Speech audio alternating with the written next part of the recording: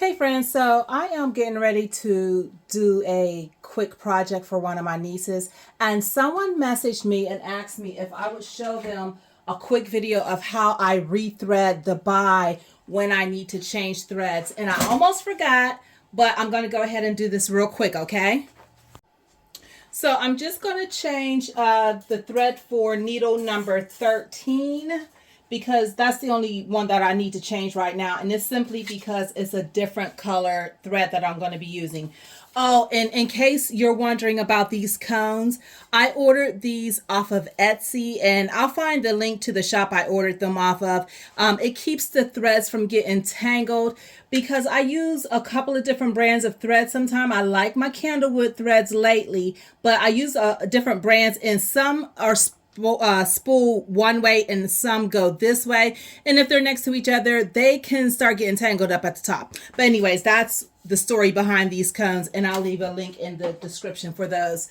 I just clip long enough so that I could tie the new thread to it, take the cone off. Yes, these are little homemade makeup pads that I put under there because I lost some of the felt things that go on them. But anyways, I'm going to put the thread that I'm going to use on.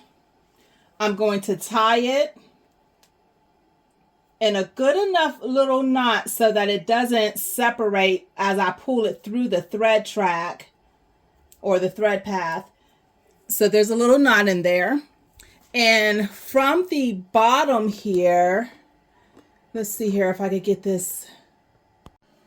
Okay, so from the bottom here, I am going to take thread number 13 that's in there, and I'm just going to pull it until it pulls all the way through. And then once it gets to the new color, I do have to cut it and then rethread it and rethread the needle, okay? Okay, and so once I clip it, because I did pull it out of this here little hole here, I do have to put it back in that hole, and then I'll rethread the needle. I'm at kind of an odd angle, but let's see here. What I'm going to do, I'm going to end up getting some tweezers so that I could pull it through. Okay, so now I'm actually holding the phone, so I apologize for any shaking, but I am going to use my little tweezers and just make sure that I get it through this here. Pull it through. And one thing you want to make sure of is that all of your thread is going through your pathways correctly, because if it's not going through correctly and it's not under the tension discs, you're going to have some problems as far as the stitching is concerned, and you'll get just problems, okay? But now that it's all through here, I want to make sure it goes back behind this little holder, and then I'm going to thread the needle. Okay, so I had to put the phone back on the stand, but I did make sure that this thread was behind this little loop right there. I'm going to use my tweezers to kind of help guide the thread through without my fingers being so far in the way. And I clipped the tip of the thread just to try to get as smooth of a tip as possible so that it's not causing any problems there.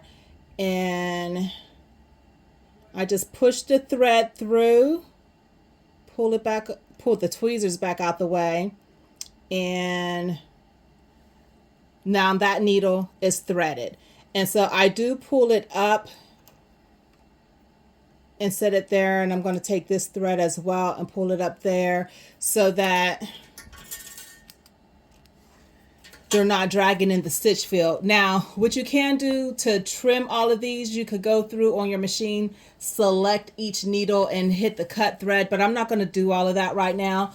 I just wanted to show you how I thread this machine. And hold on, because what I'll do next is I'll show you If you don't have thread to attach it to and you're threading it from the beginning, my machine came with this little metal wire tool. It's like a little wire that helps me push the thread through the top tracks so that, or the top pathways, so that I can actually get the thread in. And I'll show you that in just a second. It doesn't take long.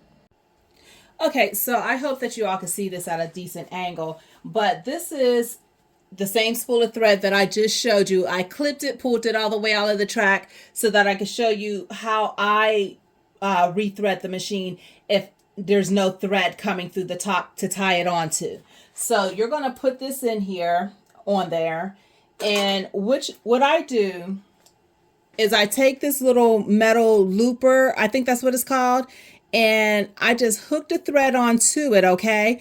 And make sure that you are looking at what pathways the thread has to go through. So for this machine, the number 13 needle, it only has one hole at the top, and then it goes through the machine, through the other parts.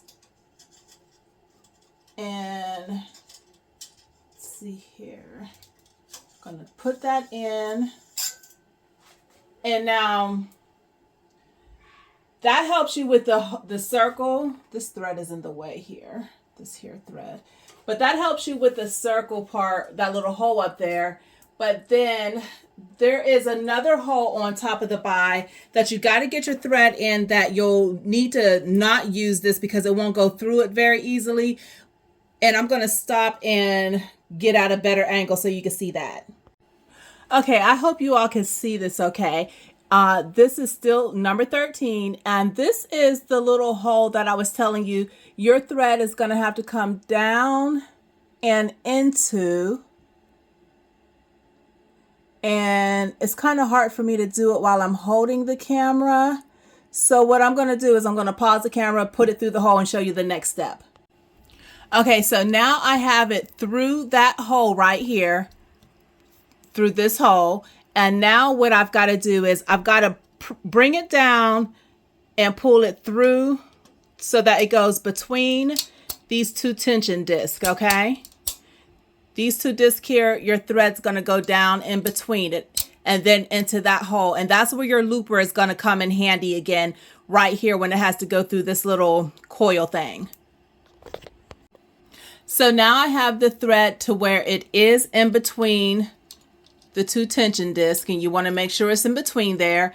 And so now I'm going to get the thread, put it back on that looper, and send it through this hole here, okay? Okay, so now I have the thread through those discs. It's sitting right between these tension discs here, okay? What I'm going to do now, because these will pop off, this little coil thing, I'm going to just pop this off.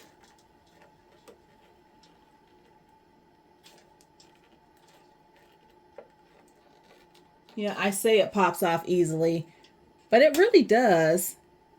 So I'm going to take this off, and then I'm going to take my thread with the looper and guide it through this coil. Now, because this is like a spring, it's almost like those old telephone cords that we used to have. I'm aging myself, but you see what I mean? So you have to be careful that the thread doesn't end up getting in between there. You want to make sure it goes all the way through the path so that it will be threaded correctly. But it works. And just pull it through, and then I connect it back up at the top, making sure that the thread is not up under it, which it was. Okay. Because you want to make sure that the thread is sitting correctly. And then I just go through and thread the rest of it. And let's see here.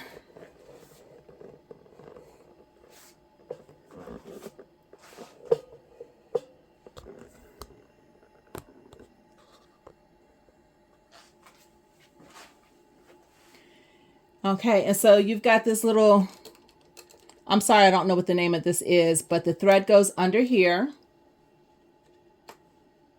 And you want to make sure that you're threading for the correct needle path. So number 13, I'm going to go down and then to the right, bring it up underneath this tension disc, and the thread then goes to the left of that little screw or whatever that's called. And then I'm going to bring it down and hook it under here.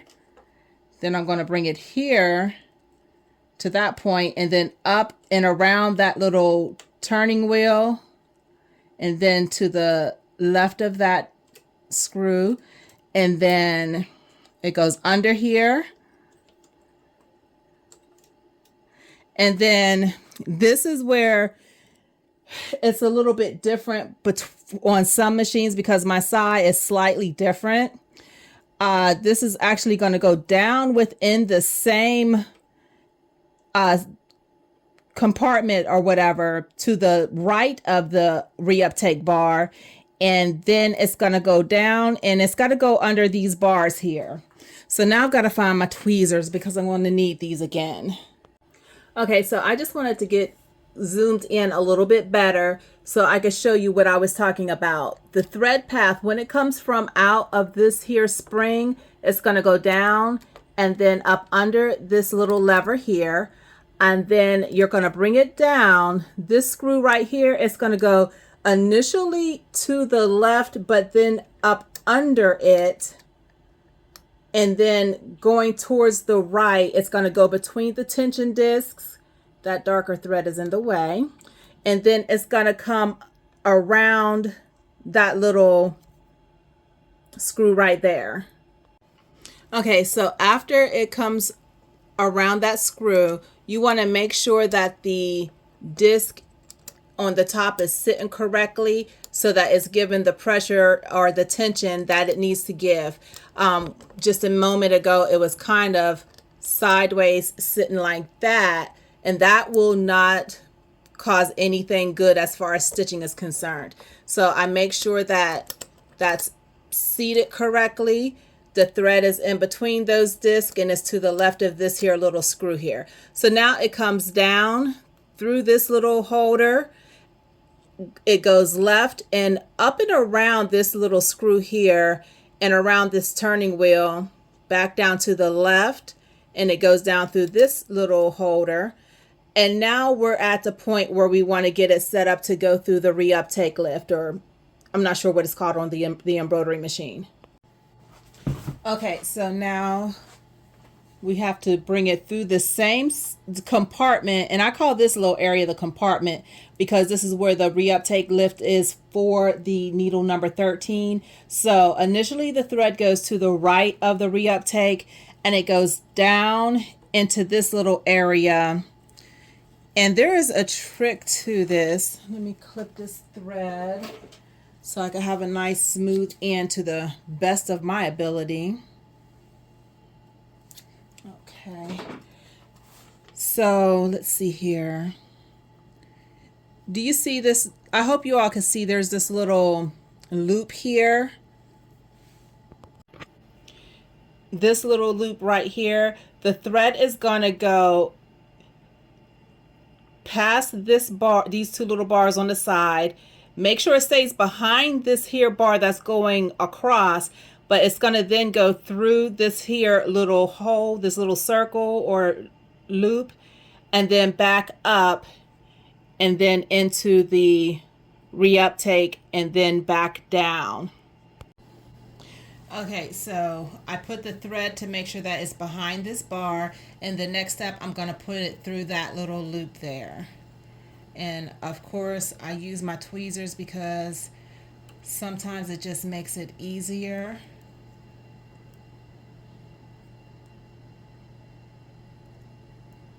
And sometimes it doesn't.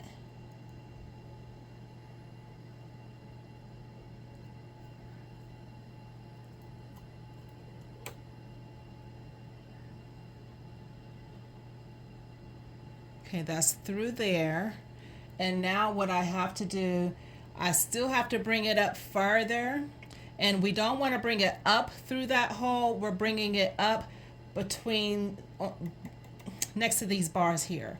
So where it went down on the right side of those two bars, it's going to come up on the left side of those two bars. And so you can see now it's threaded, and when I pull on the string, it lifts up that little lever there. And so now that we're going up, we're going to now put the thread through the hole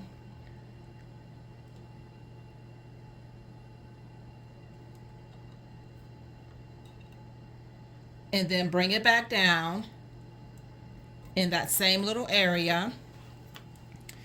And the hole that I told you, don't put your thread in going up because we brought it up through the left side of those two bars. We're now going to put the thread in that little hole right there so that it goes down.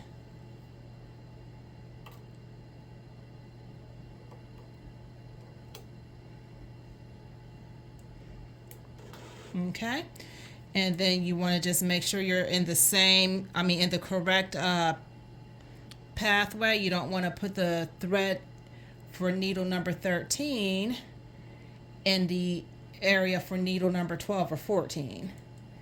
Okay, and then we just thread the needle as we did before. Okay, so because I did not realize my camera was zoomed in too close, you didn't see the part where I put the thread through here. So the thread goes in this little reuptake from right to left. Okay, so it goes in that way and then it comes down. And then that is where I then put it down through this little hole right here. There's a hole right there, that little white hole. The thread goes down and then it goes down through the little purple hole. Then we're going to make sure that it goes behind, make sure it's behind this here little spring as well, but behind this here little bar to hold it. And then we're going to thread the needle and we'll be ready to stitch. So I hope that made sense to you. If you have any questions, just let me know in the comments. Thank you.